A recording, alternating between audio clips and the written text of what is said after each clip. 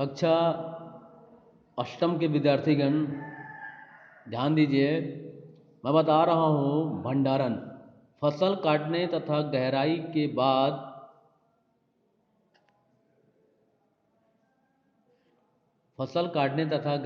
बाद अनाज के दानों तथा अन्य उत्पादों को अधिक मात्रा में संग्रहित तथा सुरक्षित रखना भंडारण कहलाता है। कटाई से उपयोग में आने तक अनाज का लगभग 10% भाग विभिन्न स्तरों जैसे कि ढुलाई, खलिहान प्रक्रिया, संधारण अथवा भंडारण आदि प्रक्रिया में नष्ट हो जाता है। सही भंडारण नहीं होने से फसल को उत्पाद का लगभग 30% भाग कीड़ों, चूहों, नमी अथवा बीमारियों से नष्ट हो जाता है। किसान तथा व्यापारी अनाज को भंडार गृह, गोदाम, कोठी या बीन, जिसको हम कहते हैं धातु की बनी होती है बीन, या फिर साइलो में भंडारित करते हैं। राष्ट्रीय स्तर पर अनाज का भंडारण केंद्र तथा राज्य सरकार के माध्यम से भारतीय खाद्य निगम FCI food corporation of India के भंडार गृह वेयर हाउस में इसको रखा जाता है, किया जाता है। ठीक है, आइए अब हम आगे बढ़ते हैं। कोल्ड स्टोरेज अथवा शीत भंडार गृह फलों, सब्जियों तथा आलू, प्याज, लहसुन, अदरक एवं अन्य मांसल तथा शीघ्र गलने वाली फसल उत्पादों को अधिक दिनों तक सुरक्षित रखने के लिए कोल्ड स्टोरेज अथवा शीत भंडार गृह में रखा जाता है। कोल्ड स्टोरेज का कम तापक्रम उत्पाद तथा सूक्ष्म जीवों की जैविक क्रियाओं को मंद या समाप्त कर उत्पाद को सड़ने गलने से बचाता है। आइए, ये देखिए, ये गोदाम का चित्र है और ये है बीन जहाँ अनाजों को रखते हैं, और ये है साइलो, ये भी अनाज रखने का काम आता है। ठीक है, अब हम पढ़ते हैं, इनके उत्तर दीजिए। प्रश्न पहला है, गर्मियों में फल तथा सब्जियां जल्दी सड़ने लग जाती है और ठंड में अधिक समय तक ताज़ी रहती है, क्यों?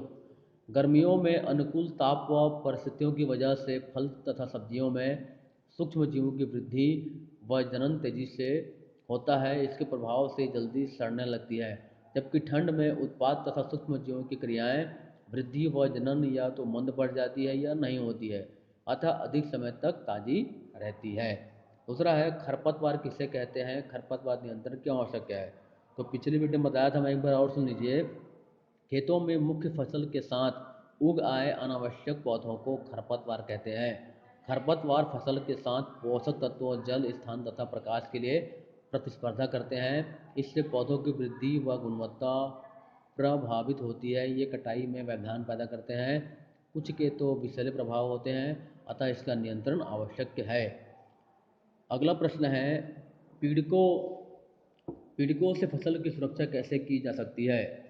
तो उसका उत्तर रहेगा, पीड़कों से फसल की सुरक्षा निम्न उपाय द्वारा कर सकते हैं। पहला है, मेड़ में कटीले तारों का घेरा लगाकर, काग भगोड़ा या पुतला लगाकर, या ढोल बजाकर, या फटाके फोड़कर। ठीक है, जीवाणुनाशी, कवकनाशी या कीटनाशी का छिड़काव करके, जैविक नियंत्रण विधि अपनाकर या मिश्रित फसल प्रणाली को अपनाकर हम पीड़कों से फसल की सुरक्षा कर सकते हैं। ठीक है, पीड़कों से फसल की सुरक्षा। अब अगला प्रश्न है, कंबाइन यंत्र के क्या कार्य हैं? तो कंबाइन यंत्र के कार्य कटाई व गहाई दोनों में किया जा सकता है। ठीक है, और अगला प्रश्न है, फसल उत्पाद का भंडारण किस प्रकार किया जाता है? तो फसल उत्पाद का भंडारण कमरा या कोठी या साइलो में होता है। ठीक है, दूसरा है इसमें कि चूने से पुता हुआ हो, कीटनाशक का छिड़काव किया हो, अनाज के दानों में नमी ना हो, दीवार से हटाकर लकड़ी के तख्तों पर रखा जाता हो, हवा या प्रकाश की उचित व्यवस्था हो, या अन्य सावधानी से युक्त स्थान पर ही फसल का उत्पाद या भंडारण किया जाता है। ये 5 पॉइंट है, फसल उत्पाद का भंडारण किस प्रकार किया जाता है। तो इसको लिखिए और समझिए। चलो एक बार फिर से बोलता हूँ मैं, फसल उत्पाद का भंडारण। पहला है, फसल उत्पाद का भंडारण कमरा या कोठी या साइलो में या गोदाम में होना चाहिए। दूसरा है, चूने से पुता हुआ हो, पुताई किया हो, या कीटनाशी का छिड़काव किया हो रूम में। तीसरा है, अनाज के दानों में नमी ना हो। चौथा है, दीवार से हटाकर रखा गया हो और लकड़ी के तख्तों पर रखा गया हो। पांचवा है, हवा प्रकाश की उचित व्यवस्था हो। इस प्रकार से रूम में, कक्ष में फसल उत्पाद का भंडारण किया जाता है।